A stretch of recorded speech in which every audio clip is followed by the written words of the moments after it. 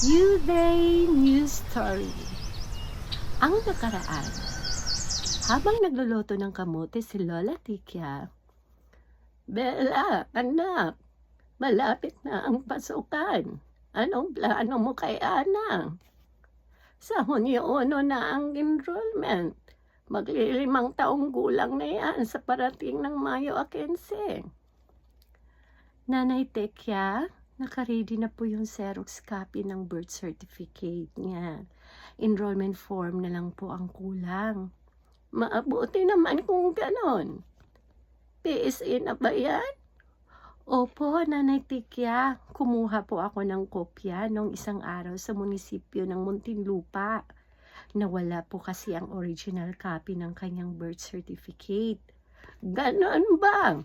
Mabuti para hindi na tayo magproblema sa parating ng pasukan. Narinig ito ni Ana. Ang sabi niya, "Yay! Papasok na po ako sa school.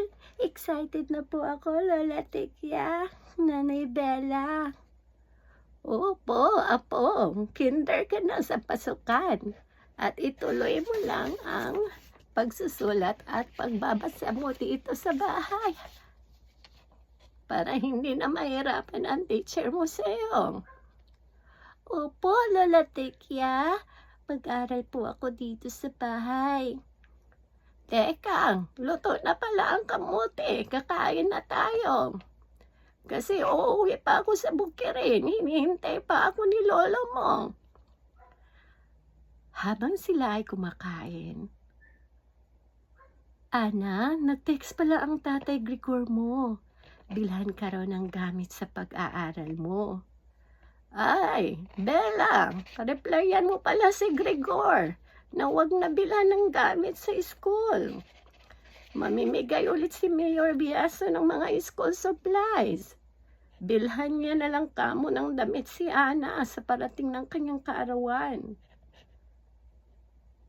Mabuti, Nanay Tikya, sinabi mo agad sa akin. Saan po pala ako mag-aaral, Nanay Bella? Sa Victoria Homes Elementary School, anak, para mas malapit lang sa atin, para pwede na kitang ihatid at sunduin.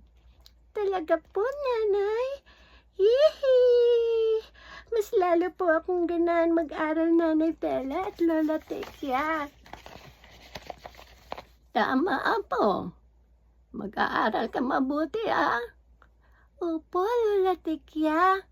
Kailan po pala darating si Tatay Grigor, Nanay Bella?